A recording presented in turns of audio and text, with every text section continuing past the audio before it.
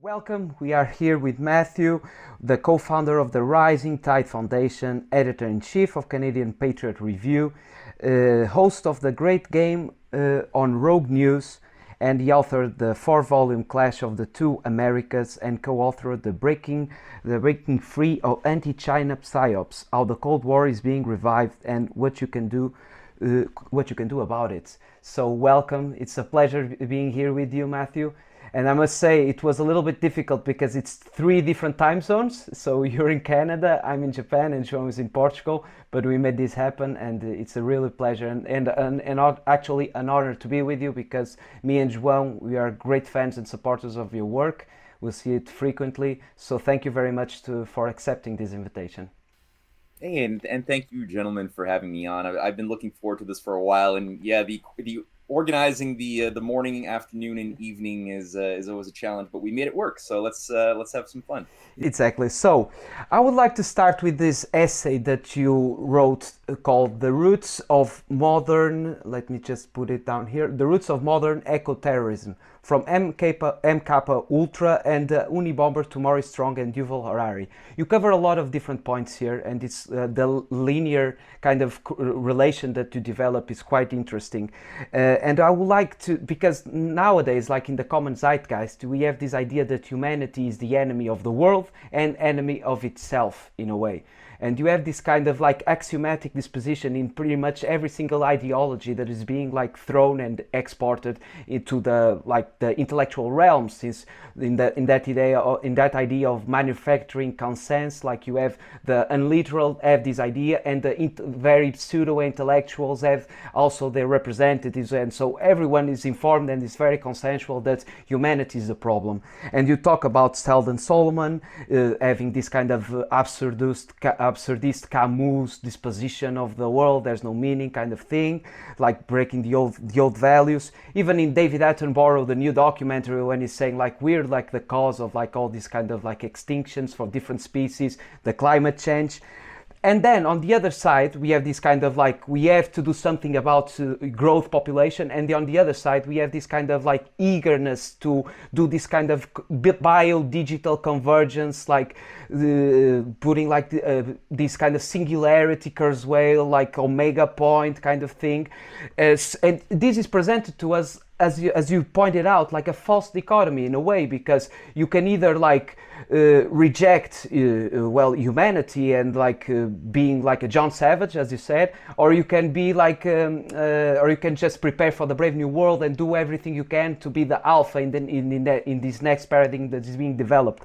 So I would like if you can just like give us a broader picture of this kind of like dispositions. I think this is really, really interesting and a really valid point, because a lot of people want to understand the end game. They want to understand how this correlates and integrates in a way. Me as well, because I have an idea, but sometimes I get lost in this esoterical like perception of the technology kind of thing, as you pointed out as well. So take it away, Matthew, please. Thank you very much. Yeah, no, for sure. That's a wonderful way to start our conversation. I think the content embedded within the essay that you've referenced, which people can Google and find it very easily, "The Roots of Modern Eco-Terrorism," from MK Ultra and the Unabomber to Maurice Strong and Yuval Harari. That's the title that I gave this essay. It emerged partially out of a request that was made upon me to respond on a radio show hosted by Kevin Barrett. He has a 2-hour radio show every week, and the first hour was a guest who I never heard of, named David Skrbina. And he was known as an eco-anarchist, anti-technologist, who was putting out a thesis in this interview with Barrett that technology was intrinsically a destructive force against humanity, and that the best thing we could do would be to declare war against technology before technology evolves to the next phase of its natural evolution and becomes self-conscious and replaces the obsolete designs of the old human species.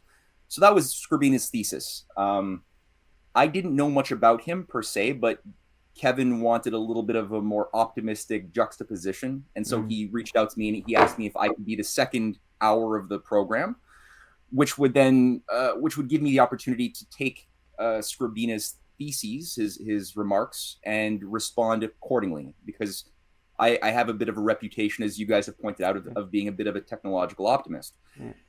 Now, I did what I thought was a pretty okay job, but then when I Googled Scribina a little bit more, I was surprised to find out. I began reading some of his remarks, and the first thing I noticed was that he was a professor in Europe as well as in the University of Detroit, Dearborn. Very influential. He's written dozens of books, all sort of tackling different elements of the same thesis of humankind versus must go to war with technology, or, there's some other Gnostic themes he's taken up. But I was surprised to find out he was also a popularizer of the Unabomber and a pen pal who very much admires the Unabomber, Theodore Kaczynski, a gentleman who's been in maximum security prison for about 30 years now, more than 30 years, for his work in sending mail bombs to various scientists, inventors, business people around the world, mostly in America, actually, between 1976 and 1995. And he deployed something like 30 different mail bombs that exploded, that injured many, many people. Some had died. And his targets were always people who were in forestry, or inventors, who were pushing forth a technology that was going to increase the productive powers of society in some way. And I was surprised to find out that the Unabomber had a network of thousands of admirers, many of whom were high level in academia. Many of them were founders of human rights or environmental rights organizations, eco-anarchist organizations. And I started reading just more of both Kaczynski's writings, his philosophy of ecology, his thesis as well, that human beings must essentially do what what Scribina had said, which was go to war with technology to save humanity and save nature. And one of the points is that they believe that civilization had to be destroyed. Yeah. To do the good, we had to destroy, even if that meant killing billions of people along the way. That was the necessary good, or a necessary evil to achieve this greater good, which is always a formula going back in the theories of every fascist, every imperialist.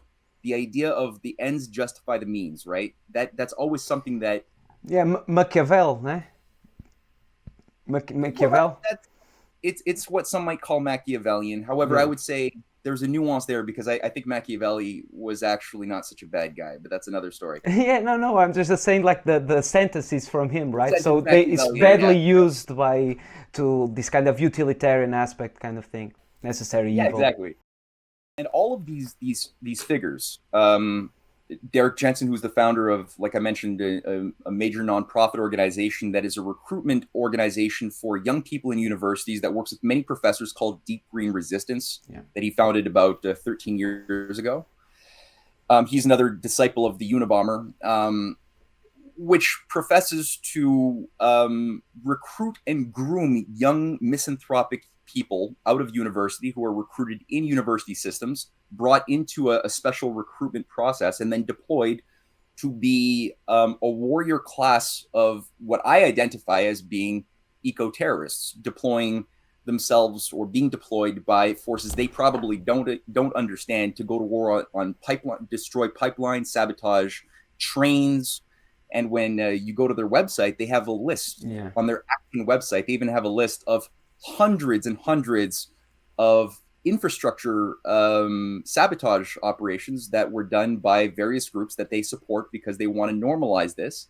And they, there's all sorts of books, popular books, like How to Blow Up a Pipeline, that I opened up in that article, which has been turned into a movie, a Hollywood movie. That's another recruitment tool to try to make the young eco-terrorists who want to really just organize in some place in Arizona to blow up a pipeline to save nature, to make them seem like the sexy good guys, the romantic resistance fighters against eco-colonialism. Anyway, it's really sick. But the thesis that I try to get across, number one, is that none of this is naturally arising. It all of this occurs, and I mean, there's a lot of situations of food facilities. I'll stop and I'll let you ask a question, but I'll finish this one thought. There's a lot of situations of food processing facilities across America, across Europe, going up in flames, trains releasing toxic chemicals, derailing, forest fires across Canada that are likely arson in some way.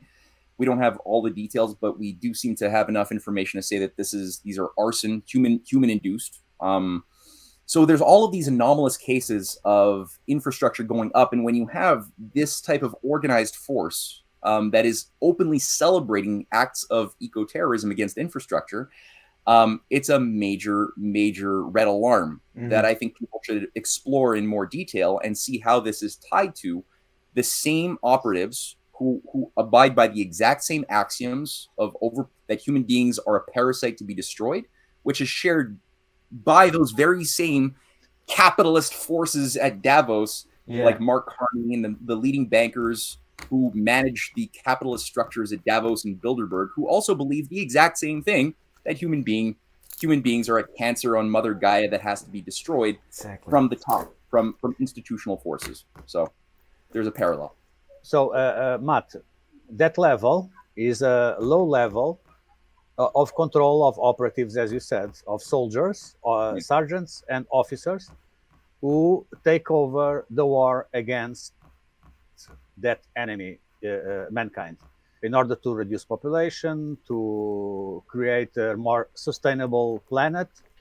That is Agenda 2030 of the United Nations. But going a little bit back to technology, you talked in your article about Norbert Wiener. Wiener has a fundamental book written in the 30s or 40s called Cybernetics. Yeah, that's 1946, I believe. 1946, after the Second World War. And Wiener explains very candidly that technology is to rule mankind, and mankind is going to develop technology in order to install a perfect technocratic system, which will be good for everyone, even if we don't understand. And he explains this with mathematics and very, very, very interesting reasoning. So for this level, this low level of operatives, Wiener does not exist. They might have heard about him, but nothing fundamental. Wiener writes like an instruction manual for the top brass of the elite, maybe the guys who are over Davos. Okay.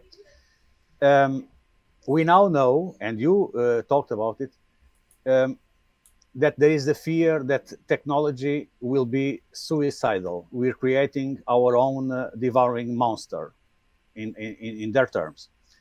Are they suicidal? Are they creating technology? Or what happened was they lost control of technology, so now technology is also dangerous for them? Yeah, a bit of both of those answers. I think that you're kind of right on both angles. Norbert Wiener also wrote another book called The Human Use of Human Beings, which is an interesting book. I suggest people who want to understand Norbert Wiener some more should read that book. The point of Wiener, who is the founding father of cybernetics, who is an extremely, as you pointed out, he's an extremely important person to read, because he's also a disciple of Lord Bertrand Russell. He studied under Russell at Cambridge. He was a young child mathematical prodigy, given a scholarship, and he was brought into Bertrand Russell's circle. And this was while Russell was finalizing his work, a piece of garbage work called the Principia Mathematica that he co-wrote with Albert North Whitehead. It was a 3-volume book, and the last volume was published in 1913 as Norbert Wiener was one of Russell's boys. And Russell had a grouping of young boys that he groomed around him, who he wanted to take on the challenge of finding a practical application to the thesis of the Principia Mathematica. And he chose that title specifically to try to do what Isaac Newton had earlier done with his Principia Mathematica, as being sort of the standard end-all gospel of science, with the sort of method of thinking that he encouraged within the Principia. You're now connecting to Fabian society, for example. Well, yeah, this goes even higher than that. Though Russell was a participant with many leading Fabian Society figures, like H.G. Wells and others, and he participated in many of the meetings over the years. He was also a Cambridge apostle, and the Cambridge apostles gets you a little bit closer to the center of planning and grand strategy, whereas the Fabians tend to be a little bit more on the ground action orientation, kind of like the Rhodes Scholars out of Oxford. The Fabians operating out of the London School of Economics tend to be a little bit more action within the hierarchical chain of decision making, whereas the Cambridge zone tends to be the idea zone. That's the area where you have the planning. John Maynard Keynes being another Cambridge apostle who worked very closely with the Russellites, with Russell himself. So Russell, basically, what does he try to do? He's working with David Hilbert, who puts forth a bit earlier a challenge to all mathematicians to basically shackle physics and science to a fixed mathematical formalism, with the idea that we need to create a standard of descriptive, logical, symbolic, syllogistic science. Syllogistic just meaning form of Aristotelian logic. That computers do. That's part of computer programming. You know, you create a symbol, you associate some action with the symbol, and every time the computer sees that symbol, it does the action, right? So the idea was to reduce all mathematical knowledge to a set of limited assumptions, a limited amount of rules that have to be adopted and abided by no matter what. So, and then within that framework, reduce all of physics to the slave of this fixed mathematical language. So the idea then in Russell's world was that when it is achieved, this Principia Mathematica, when this is finally done, which he believed he did do in his 3-volume work, then he said we would need is the data, but with this limited amount of axioms, we could then we could foresee predictive. We could do linear extrapolations into the future and into the past to know everything like gods. We would have knowledge of all mathematical absolutes as gods to the end of the world with the heat death, which Bertrand Russell and Wiener both believed in, because they believed in a fixed amount, like a closed system of mathematical assumptions, right? And every closed system, like in math, this side of the equation has to balance with this side of the equation. It's naturally a crystallized closed system as a formula that you can prove.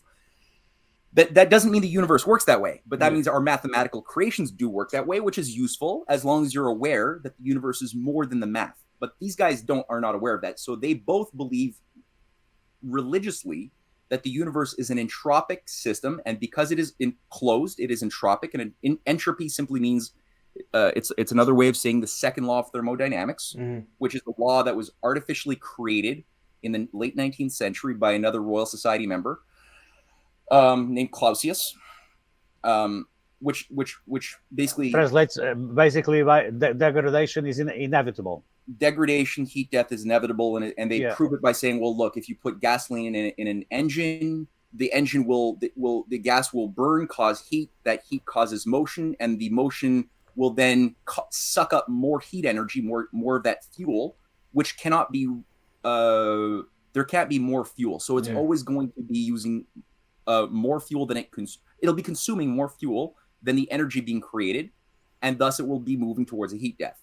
And they say, well, that's just like every system. Every system, they say, operates like that mechanical heat engine, from a biosphere to a human system to the universe itself. They impose these things onto these macro processes that they know nothing about, but it becomes easy to manipulate if you impose these limits and these constraints. So back to Norbert Wiener, one of the challenges Bertrand Russell gave to his young prodigy and a few others was to find a practical application to make the Principia Mathematica become useful for the governing class. Because so far there wasn't a science of a way to apply this theoretical framework. Now, along the way, in the 1930s, 31, 32, a very close friend of Albert Einstein named Kurt Gödel produces a wonderful proof called the incompleteness theorem. And Kurt Gödel, along with Einstein and Max Planck and Madame Curie, real scientists, people who are really making discoveries. You know, keep in mind, Bertrand Russell never discovers anything. He's just in an ivory tower theorizing, you know, and what you might call intellectual masturbation. That's what he's doing. He never discovers anything. But the people who have made real discoveries are all saying, no, this has to be treated. This is not the way. We're going to do so much damage to humanity if we convince people that this is the way the mind and the universe works. So Kurt Gödel does a really good job at simply demonstrating that the core assumptions of Russell are self-contradictory, because as soon as you try to create any type of descriptive system, there is always an obligation to assume that there's something unknown beyond the descriptive system of knowns that cannot be known from within the system. It requires something else, and that something else is this creative process of human insight that uses it uses deductive, it uses inductive logic. Like, humans can use these things, and that's fine.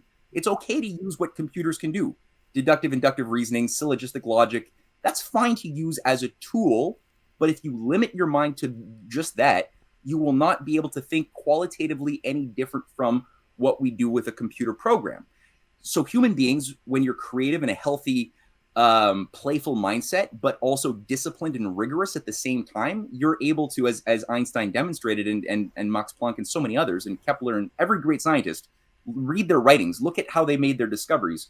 It was an act of creative imagination that was very animated by knowledge, deep knowledge, that allowed them to make these leaps, these discontinuous leaps into discovery concepts that then had a measurable impact upon humanity when translated into new technologies that would allow people, when applied, to discover new resources, to leap over the limits to growth that had formerly been constraining our population. When we were ignorant to those discoveries, we had less power to support ourselves, right? It's just a fact. Without knowledge of electricity, if before somebody made the discovery of the nature of electricity, we had limits that were elevated, that were expanded with Benjamin Franklin's insights into the electric fluid and its application for new inventions that allowed us to then harness this power for the good, to increase the productive powers. It's a common sense thing.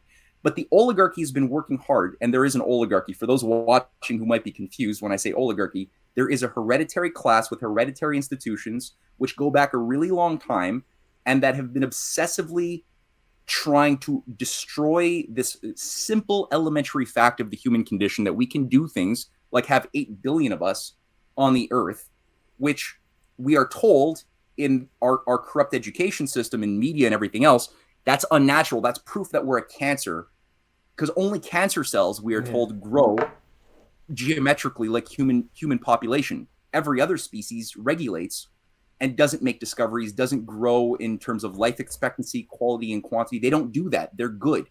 We are bad because we do that. So all that to say, Norbert Wiener, well, there's two things. So Kurt Gödel proves that Russell and Whitehead were completely wrong. And it's embarrassing for Russell.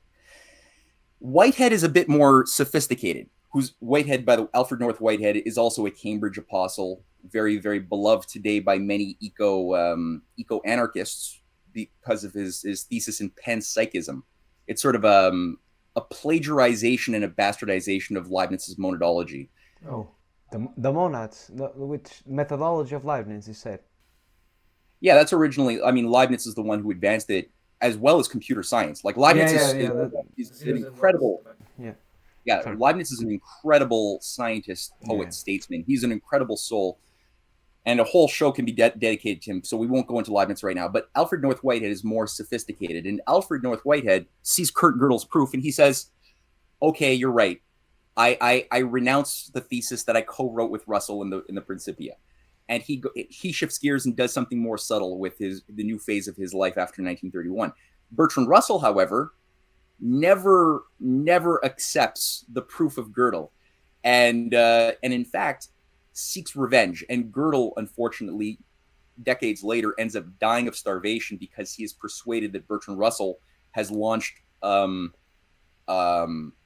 effort with Masonic organizations to destroy the writings and obscure the writings of Leibniz, who Kurt Gödel truly loves, Kurt Gödel is a true Leibnizian, and as is Einstein, and as is Max Planck. But he's convinced that he's being poisoned by Russell's network, and he ends up dying. He starves himself to death. Very unfortunate. But all that to say, Bertrand Russell continues his plan. It doesn't disrupt Bertrand Russell's agenda. So Norbert Wiener, during World War II, was employed in systems of I don't know if it's the Navy. I think it's the Air Force, but it might be the Navy. But he's basically working for the U.S. military in radar. And out of his research on feedback loops, the challenge was, how do you shoot down a missile or a plane from the enemy, which requires time, right? Because you need sensors that can detect the trajectory and location of the plane or the missile that could then give that information back to the person managing the gunners on the ground, that then have to put in the calculation of where the plane or the missile is going to be that they shoot at. It's a bit of a challenge. It's a big challenge.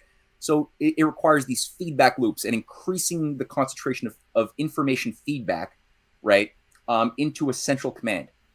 And out of that otherwise useful, you can say there's some obvious uses to this fact. It's not totally bad. But he then comes up with his solution to the Bertrand Russell challenge, which after World War II, he realized that we could apply the thesis of the Principia in the form of a new science of control, of management. And that new science of management would be to treat human beings and economies and nature as systems that are mathematically descriptive systems, right? That all have moving parts like a machine and could be treated like an analog machine. The human economy is an analog machine. A corporation or a department of NATO, it all can be treated as a one with a purpose, a design, as a machine has a design, but with parts that work together to fulfill the objectives of the machine's design. And so basically that would then allow for a more effective means of control by an elite, a scientific engineering class that would be the few in a nerve center. As he called it, cybernetics was tied to a Greek word of gubernetos, of governance.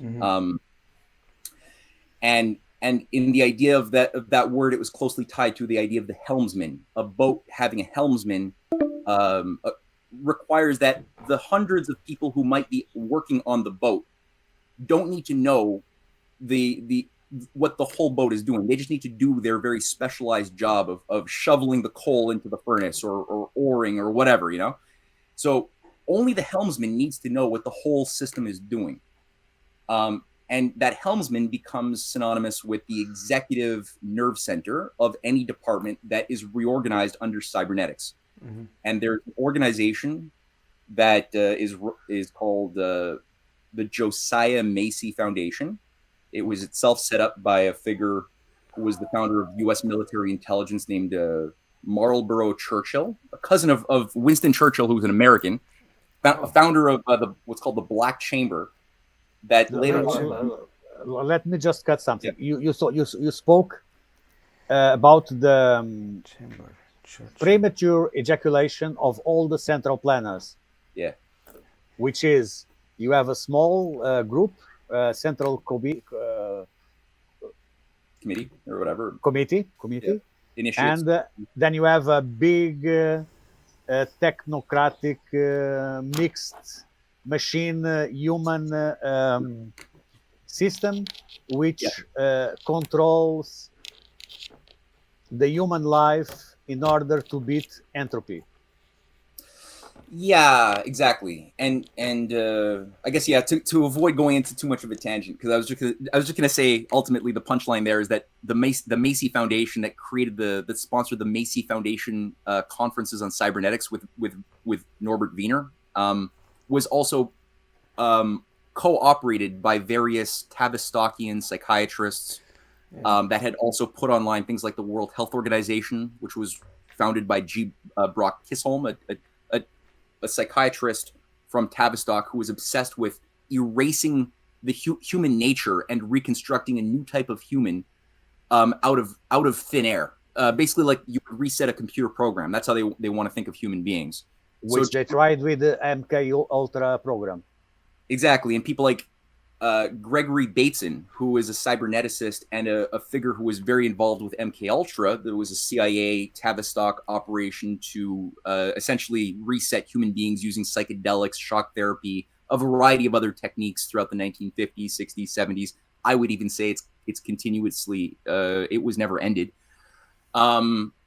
Gregory Bateson was a member of the Macy Foundation's cybernetics conferences with Wiener and many others. So was Margaret Mead, another MK Ultra operative, an anthropologist who was assigned to manage the World Federation of Mental Health, which was also managed by another Tavistockian psychiatrist named forgetting his name. Anyway, you have these different institutions that were all embedded with a cybernetics constitution, a construction after World War II.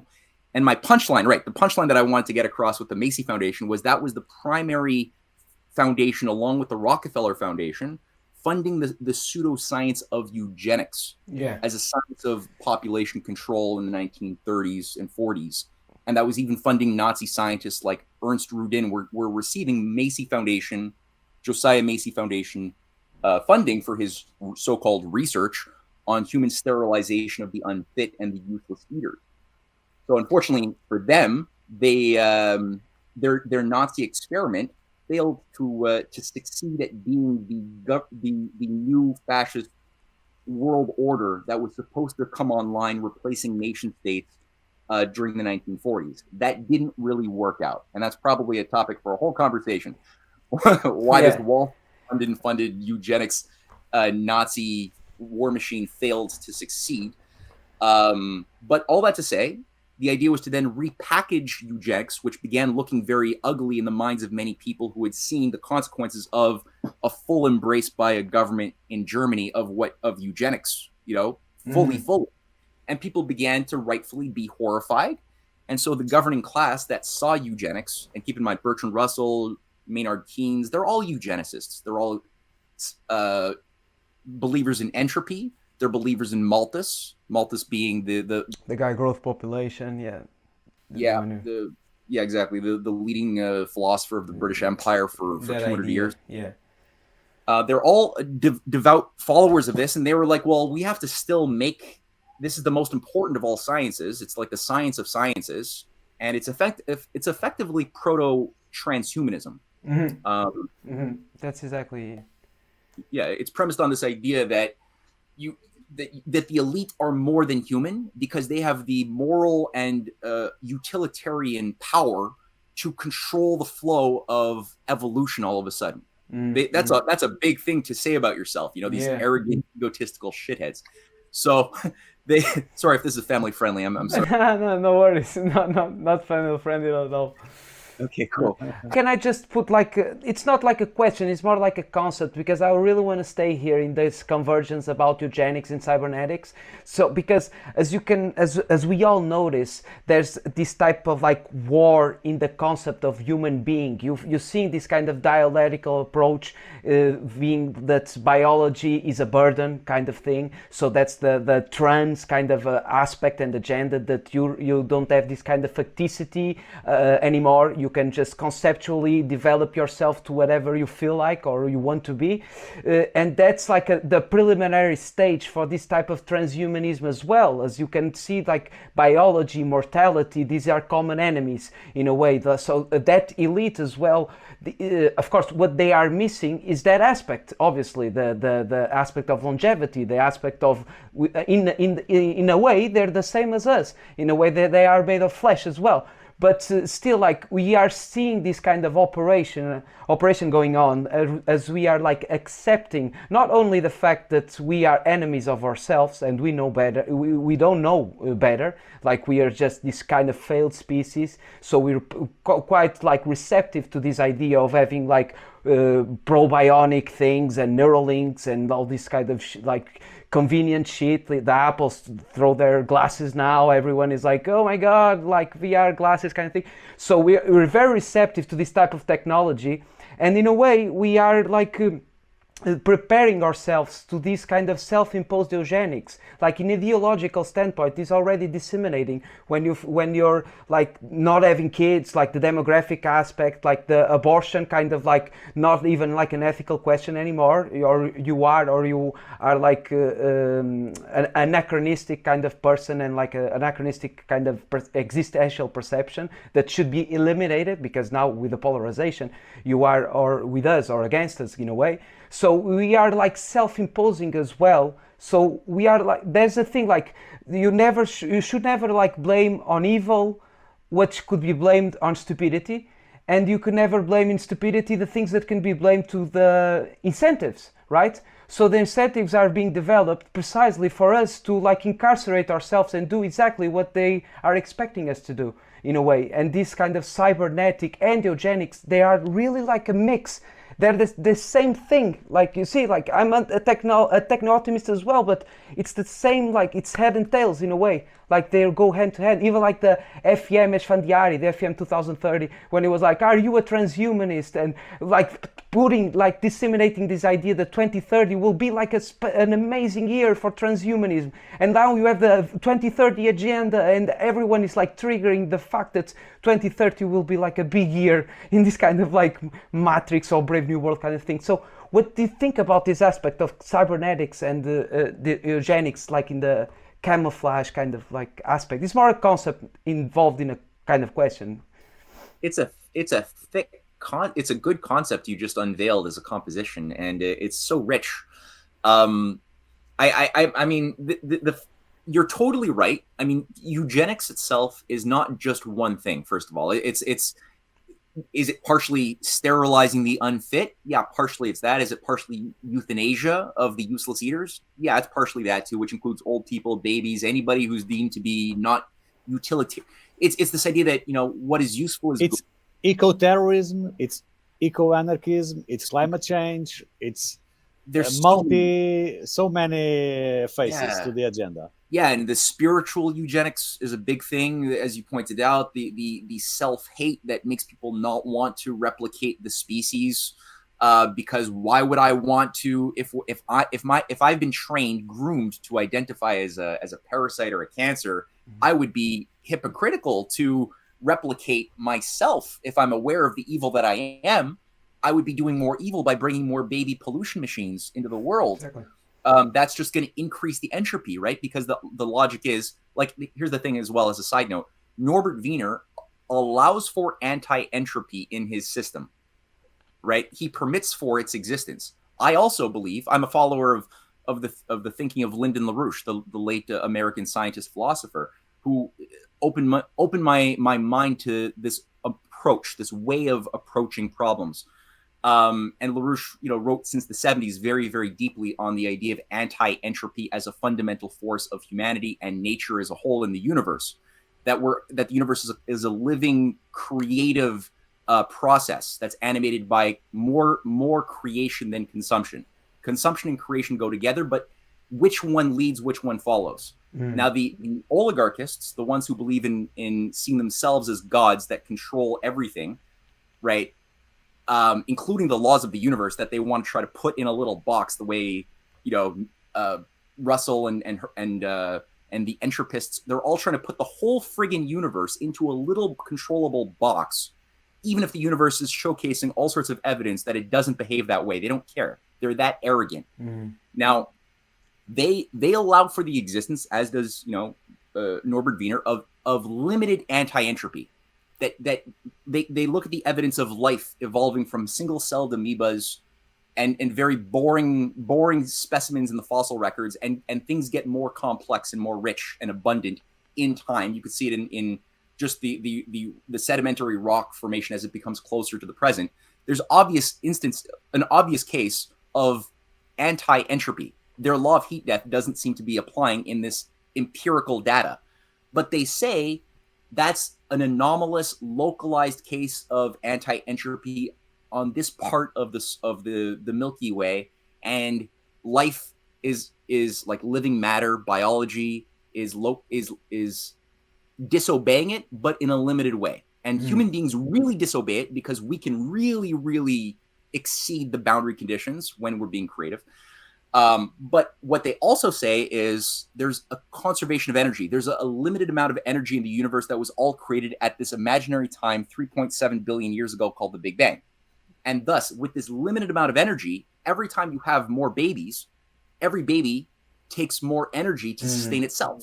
That means the baby is parasitically sucking the energy from the entire universe, accelerating the rate, even on some low level, but it's accelerating the rate of entropy artificially towards a more a sooner heat death than it would otherwise suffer from if you just lowered your population and regulated, and you would have a little bit longer.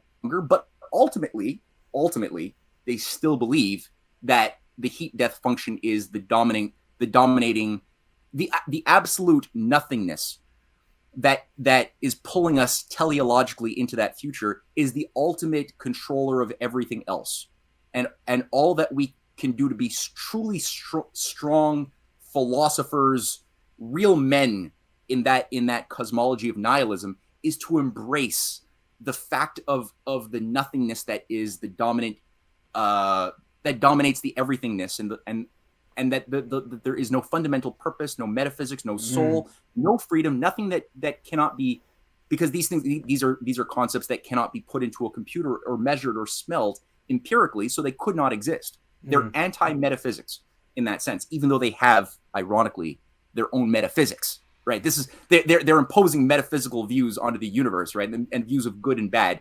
These are metaphysical concepts that they still hold to, but they deny intellectually because they're not consistent with themselves, because they're ultimately worshiping a god of absurdity, an evil god that is ultimately an absurd god that they see themselves in the image of, and that all they believe in is the right to power. My will to power gives me the right to control whatever.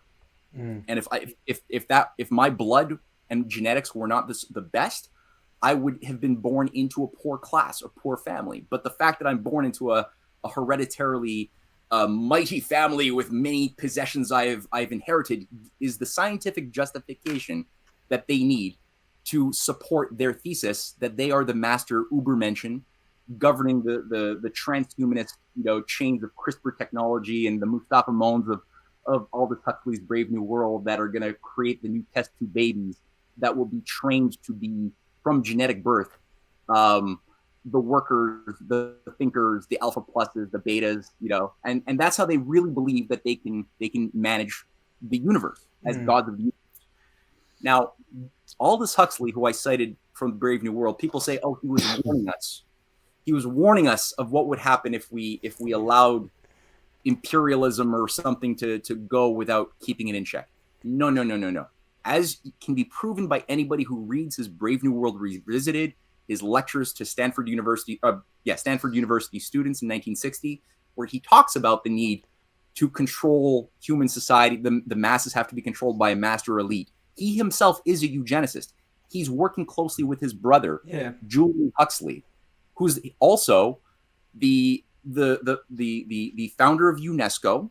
He's the president of the British Eugenics Society, Julian Huxley. He's a leading cyberneticist. He is working with Prince Bernhard and Prince Philip, the Bernhard being the founder of the Bilderberger Group. He works closely with this creature to create a new movement of ecologism around the World Wildlife Fund for Nature, which they create in 1961. He had earlier created the International Union for the Conservation of Nature in 1947, the world's first modern ecology eco-protection organization, which was the idea was to protect nature from human economic activity.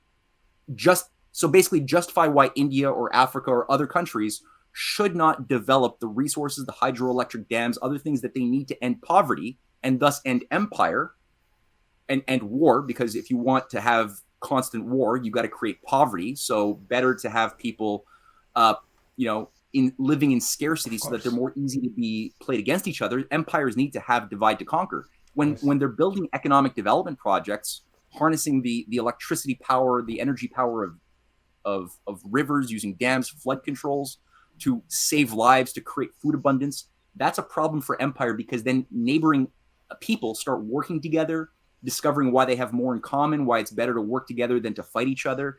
and they start hoping in the future reasonably, and thus they're less inclined to become jihadists who want to just go and like, you know, blow themselves up for whatever cause. Yeah, that's exactly. the creative force. That's the creative force.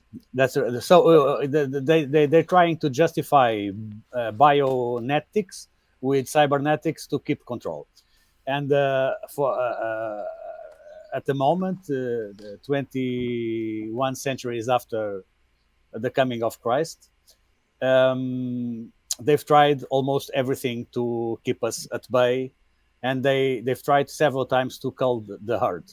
Yes. Okay?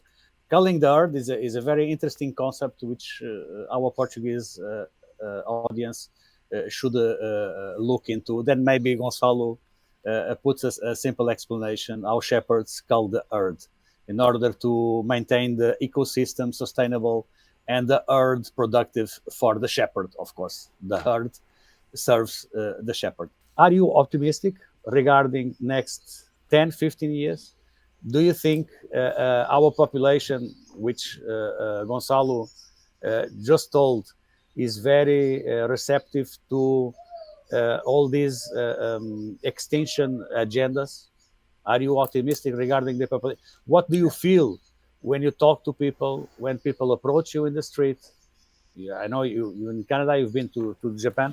Is there any conscience of this intense struggle going on? Well, I think like you gentlemen, I you know, the looking at history, it doesn't take long to discover that most people don't know what's going on most of the time throughout most of history. It's very rare that I don't even think that humanity, I don't think, has come to the mature stage of its existence yet, whereby the normal is wise. So the normal is still quite mediocre. And under times when the oligarchy sinks its teeth, its metaphysical and political structures and teeth into its host, because it's like a parasite. You know, the oligarchy, humanity can't act like a parasite, but it's really Freudian projection of the oligarchy's own dispositions that they want to project onto their victims, so that the victims don't feel like we can govern ourselves, which is why people become misanthropic. We start thinking that, oh, it would be so good if we got rid of nation states and just had overlords taking care of us. You know, a lot of people are unfortunately very susceptible to that, because they have only seen disgusting, shameful behavior in the world outside of them under the age of, you know, everything goes capitalism of the last 40, 50 years of consumerism, and also in their own world. They've been degenerated and debased, so that they've been told, you know, you have to abide by this lifestyle of utilizing a template of the Apollo Dionysus cultish lifestyle. You know, the dualism of be a worker 9 to 5 in a job you hate in the daytime, and then you'll be gratified on Friday nights or Saturday nights in the weekends to be a hedonistic beast. Yeah, you know, doing drugs and having fun, having whatever you want hedonistically, just satisfy that. And they get people to vacillate in these extremes of Apollo and Dionysus in their own hearts, that they lose sight of their own better nature, the higher angels of their better selves. They forget how that works, and they feel like an animal, and an animal requires a zookeeper, and they start begging and hoping for a zookeeper to bring me food on my table, help me, you know, help end the wars, just whatever can be brought in to just give me some peace and stability, right? Most of human beings have been trapped under various forms of that type of degeneration, and the best change is. Sorry, yeah, go on. Can I just go on board on your thought? Because I want to add this, like, that was exactly the point that I was trying to give as well. Like, I have this concept as well of conceiving like Western society in a way. Like, I wanted to introduce this kind of macro narratives, like the Spenglerian kind of like Western decay, seasons for this Western civilization. And because what I'm noticing conceptually is a kind of prosopagnosia, like in general, like people only recognize parts and don't recognize the whole. like in a way. So it's like a metaphorical aspect, like everyone is working towards its incentive, obviously. Like they have all this kind of like low level ideological perception, like stoicism in a very like commercial way, like so you have to like do these, like the hustle culture as well, this oscillating between the Dionysian and having this idea that Dionysius is related to like the hedonistic approach as well, and develop your identity and validation as a person is it can be like with your like sexual conquest, or like your the way you live your life, if you have like material possessions, like all these kind of like already known things. But in a way, like that's what I was trying to the thought that I was trying to deliver is that we're having these like incentives to develop a thing that we're not understanding what is being developed. Like it's an open conspiracy of like H.G. Wells kind of thing. Like everyone is compartmentalized in their own ideology in a way, developing a thing, but not understanding the whole that's being built. And we are all like they're all false dichotomies in a way, because we're serving the main goal, like this controlled opposition kind of thing. So that's what I wanted to add to your thoughts. Yeah. No, Ed, you've just introduced something very important, which is understanding. There's something that has been said so many times, it kind of becomes just a boring truism, but it's more profound if you think about it than people realize. With understanding comes power, right? Yeah. But with that power comes responsibility. And I know Spider-Man or Uncle Ben said that, I know. Yeah. But think about it, it's true. If you try to have power to act, to do things, to express your will, but you skip the step of developing the hard work of understanding, then you're going to make a mess.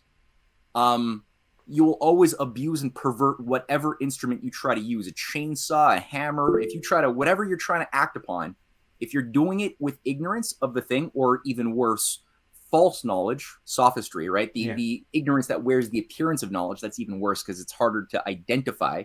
Because if you think you know something you don't know, you're really not going to be able to have the freedom to evaluate why you're wrong and what the truth is. Whereas at least if you're ignorant, just simply ignorant, but don't believe that you know what you don't know, then at least you're free to make a discovery.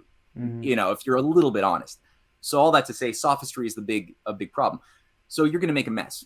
And the oligarchy, what they're doing is they're taking tools that were created by creative beings, the tools of electricity, computing technology, all of the things that allow us to have the type of liberty that we have currently to speak, utilizing satellites, moving around the earth, translating information, sound and audio through these cameras at the speed of light, in Japan and Portugal and Canada. This is an incredible thing, And if you look at the origins of the ideas that made all of this possible, the driving force of a Gottfried Leibniz, of a Johannes Kepler, of a Benjamin Franklin, of a Max Planck, who discovered the quantized nature of electricity, or matter per se, even more deeply, right? Or Kurt Gödel and Planck and Madame Curie, like these are people who had a integrated. You read their writings, and their personal thoughts, which very few people do, right? We've been told that all we need to do is go to Wikipedia or read some Cambridge authority from the Encyclopedia Britannica to tell us how to think about Max Planck or Kepler or Benjamin Franklin. Why go to their books, right? Why read their original writings? That's so hard. Other smarter people have done it for us anyway. We could get Cliff's notes. Now, the fact is, that's bullshit. If you read their writings, you start discovering that they're all, they've all to varying degrees matured their will and duty, their desires, their passions, and their sense of conscience, of duty in a very mature, integrated fashion. So for most people who are trapped in oligarchical systems, which I believe even the oligarchy itself, we're not integrated. We're conditioned and groomed to be at war with ourselves. Our hearts and our minds have very little coherence. And that's how the oligarchy likes it. And the cultural standards that are promoted by oligarchical forms of society are always going to cause a divergence, a breakaway of science and arts, where we'll be told in varying ways that any type of art that uses intention or reason behind it, whether in music or painting or sculpture, it's polluted. It's not pure art, because pure art, we are told, is pure feelings, random, raw emotion detached from thought. And science should be devoid of feelings, because feelings are pollution to truth, because truth is just this objective, non-subjective, rules of the universe. That's all truth is. And this dichotomy is so sick and unhealthy, because Einstein was a violinist. He was a classically trained violinist, as was Max Planck. He was a classically trained pianist. Madame Curie was an artist. Her artwork is fantastic. Kepler is a musician. That's how Kepler is discovering the harmonic arrangement of the planetary motions. Yeah, even since Pythagoras, you have like a strong connection to music as well. Like like the creative endeavor is always interrelated with a scientific one. But I want to make you just this one more question, Matthew. So wait. Sorry. Go ahead. I just want to wrap it up into the question of the culture. I think ultimately, whether or not technologies are going to be used to enslave and hurt us, or liberate us and make us better, is going to be, it's more culturally determinant than it is the technology itself. The technology, as far as I see it, anything created by human beings is somewhat neutral of a tool. Even the atom, applied in a technological form, can desalinate water, can be used for terraforming, all sorts of good things with the atomic power. But you could build it, if you have an imperial society, you might want to just build bombs to kill each other instead, right? And use it for destruction. So it's like that, I think, for the case also of machine learning. The way I look at even like digital, like the fight over like the new economic structure that will replace the current dying architecture, that is globalization was created to be demolished, to self implode. That's what was created in the early 70s, was a system that was designed to blow and bring in a crisis of shock therapy that could then force people to accept standards of living and being that were so unnatural, but we would be so desperate that we would accept it. That was what was thought of by Prince Bernhard, all of the eugenicists, when they created the Bilderberger Group, when they created, the Trilateral Commission, the Davos groups, all of these things back in the 70s. That was always the idea. So, but now the thing is, I think you've got a battle over what is the fourth industrial revolution going to be? Yeah. Will the tools that are, 3D printing, machine learning, quantum computing, are these intrinsically evil? Even digital banking, frankly, the way I see it is even the whole fight around like digital banking. It's a question of morality, because if you have a society which is animated by the idea that human beings are sacred and that we are the cause of what allows us to leap outside of the limits to growth, and we have to leap outside the limits to growth by making new discoveries. And if that's your value structure, then you could have a banking system based on plastic, on digital currency, whatever. Yeah, but you're not going to value contracting people and killing off people to satisfy some mathematical model of stasis. Whereas if you've got a death cult that worships stasis and entropy, then they will use all of those same things that I mentioned, computer learning and 3D printing and digital banking to force the modification of behavior according to the value system of the death cult, to kill or to basically do what they want us to do and slaughter ourselves. But that's the thing, Matthew. For example, what you just said, like globalization was like a cocoon for self-implosion to like a problem to find a solution. And if you go to, like, for example, the Spengler terminology, you have also that idea of the winter, and then Caesarism comes, and like someone will save, like, for example, like the civilization in decay or something like that, and it's the end in those type. So I want to ask you, what do you think about this kind of macro narratives, even like the perception of dialectic of Hegel, that we're like trying to reach freedom, the idea of like seasons, like for different civilization standpoints, the fact that self-induced kind of problems and situations systems like globalization in a way to present this kind of like solution that is being worked and developed by ourselves so it will be easy. Like I see it for my friends. My friends are like, they love these kind of like technological endeavors. ChatGPT is like a savior for them all, obviously. And I'm not saying it's not like an inconvenient tool, because as you said, I also think it stands on a moral discussion as well. But still, they can be used, like it depends of the top bottom kind of operation. And in the terminology, like we are like in a moral decay. That's like a thing. Like, so how can we like use these type of tools if our belief systems and our core morals are completely being corrupted, not only by the top bottom relation, but even like from bottom to the top, like we're projecting as well.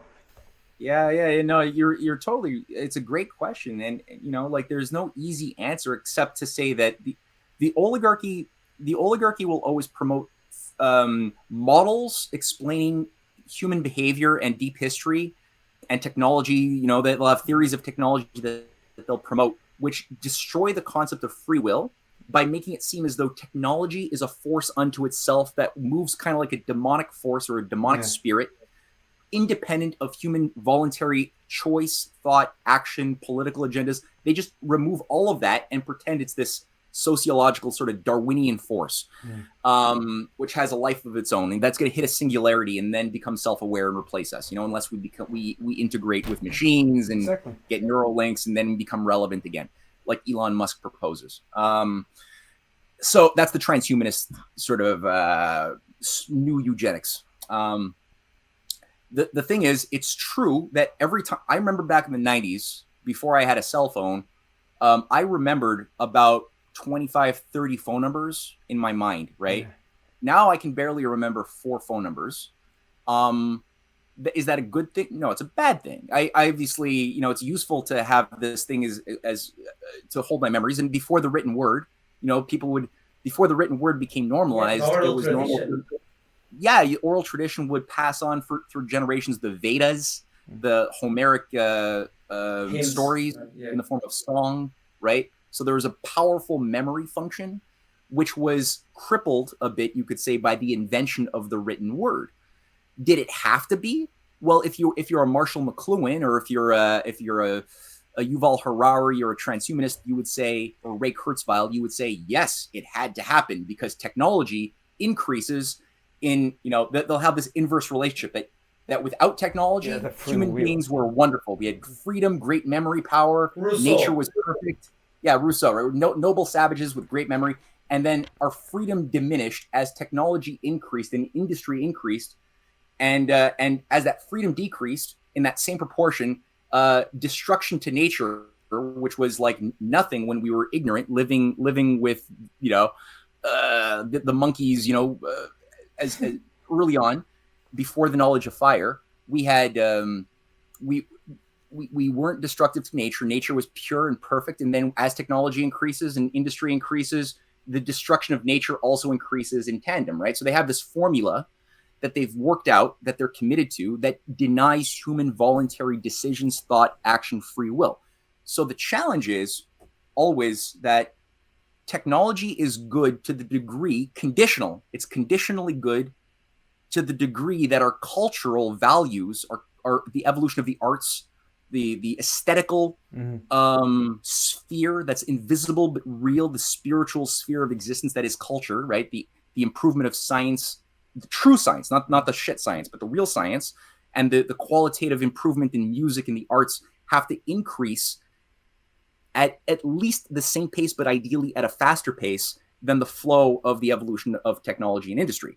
If they're detached, and your culture decays and degenerates to become mediocre, debauched, and corrupt, then your technology is going to serve the interests always of the enslaver class. So the question is, how can I cultivate my memory, even though I'm using cell phones and I'm using modern technology? How do I not destroy my memory powers, right? How the radio, before the days of the radio and recordings of music in the 19th century, people would only experience a Mozart symphony, maybe if they were lucky once, and so it was a more sacred experience where they were much more present in every moment, because they would have to live it in their memories afterwards. They knew that they couldn't go and put a CD on or listen to YouTube anytime they wanted, right? So it was a more sacred experience. So can we refine can we be present with qualitative love of culture?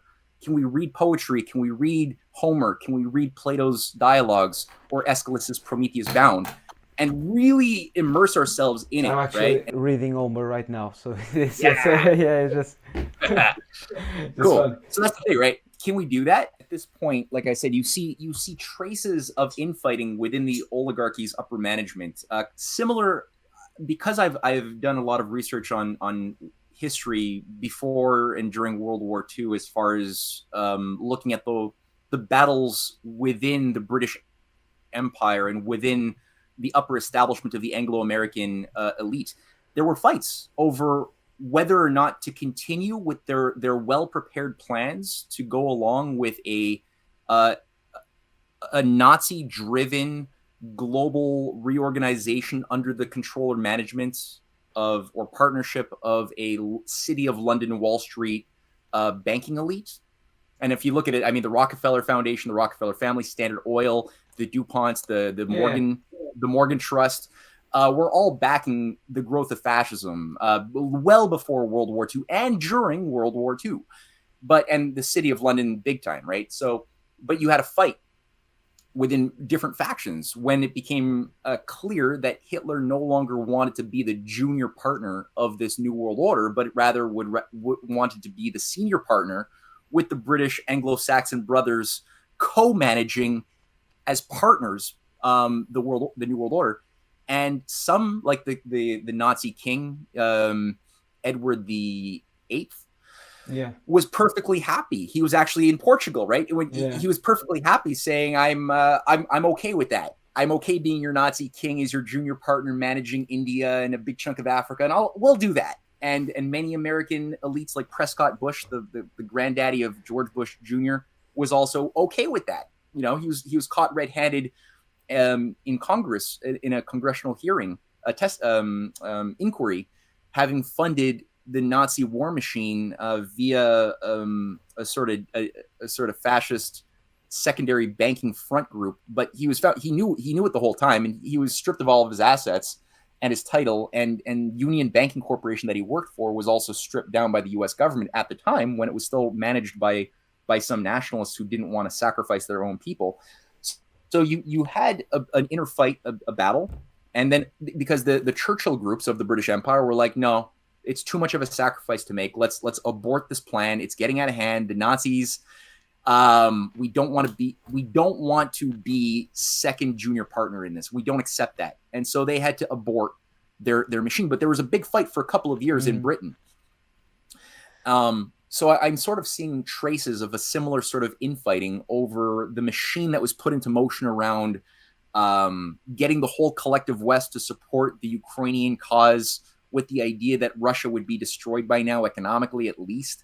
That didn't happen. They've put so much effort into the propaganda matrix to polarize the zeitgeist around this garbage, which isn't working. We're doing more damage to ourselves at a faster rate. And Eurasia, Russia, China are actually growing quite fast, while we are self-mutilating, making it very difficult to carry out a sabotage of a real economic or military war with Eurasia. Like, we can't do it if we destroy ourselves.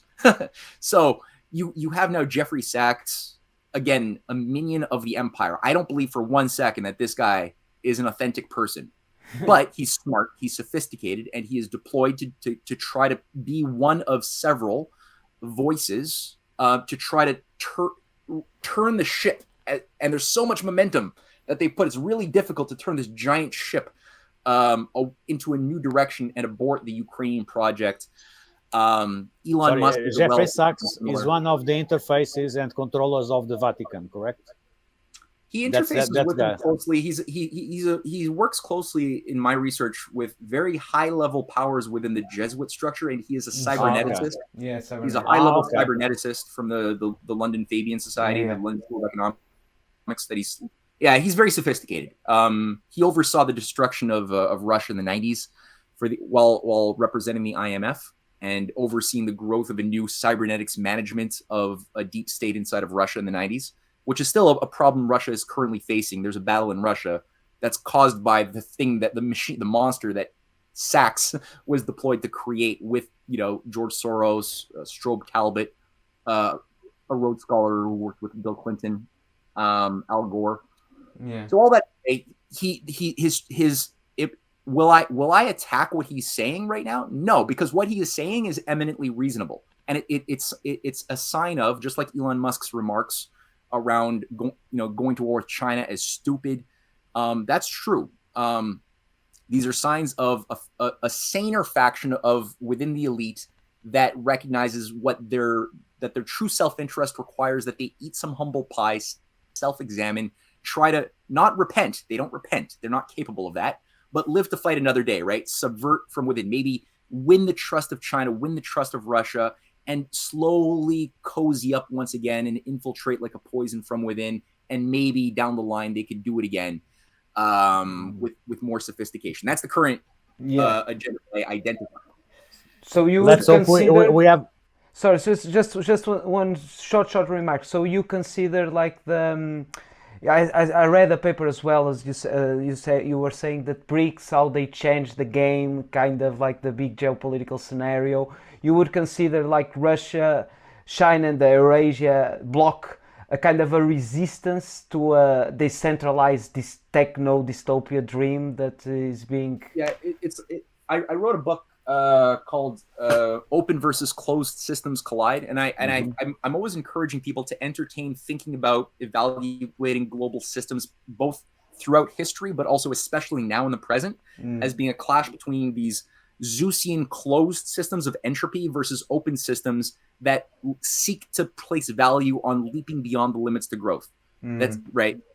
You might have money, you might use similar words in either system, but the underlying purpose, design, principle, the idea of humanity, the idea of government, it's qualitatively different universes that use similar words that confuse people, because in Eurasia, they still use words like Fourth Industrial Revolution. They use words like sustainability. But in China, if you look at the practical, this is what people rarely do, and I try to encourage them to be more rigorous, is to look at, well, what is the practical expression of the ideas of sustainability applied by India or China versus the transatlantic death cult? Yeah. Because their idea of sustainability is nuclear power, third, fourth generation nuclear power, fusion power, investments into all branches. Coal and oil, they're still burning massively because they see carbon dioxide as sustainable because it's plant food. So it's not a bad thing to be green in that way, because you want to make more, you want to green deserts. You want to desalinate water to make deserts blossom. You want to train people to become scientists and engineers who are qualified to do these things and make better decisions. In the West, we've destroyed all of our practical civil engineers who built our society in the 50s and 60s. They're like 80, 90 are dead. And the new breeds of engineers are people trained by eco-green engineering using computer models with no knowledge of the real world. They can't build shit. And, we're really self-immolating. So I think that's the way I try to say, like, look, Eurasia all of the evidence is that they're open system. Whereas we are trapped in a closed system paradigm. It's very different. Understood. They're preparing for population growth. We are preparing for population decline. Exactly. That's our in brackets death wish. Perfect way of putting it. Yeah. That's Zeus. Okay. So we better wrap it up now. It was a very enjoyable conversation, I believe. Matt, thank you very much. You were fantastic. Gonzalo, do you want to say something else? Well, I would, if it was up to me, I would keep going like for 3 or 4 more hours, because now I think I'm getting started. So yeah. No, you guys are really fun.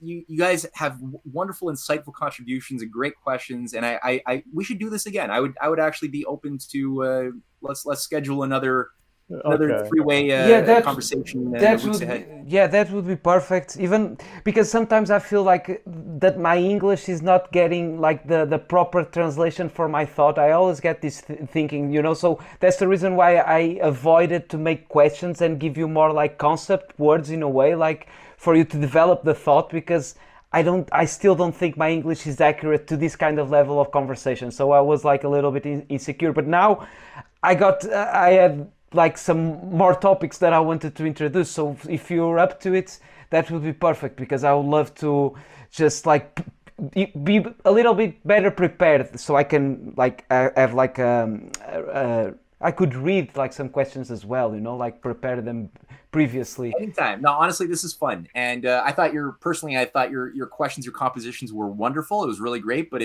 yeah, let's do it again for sure.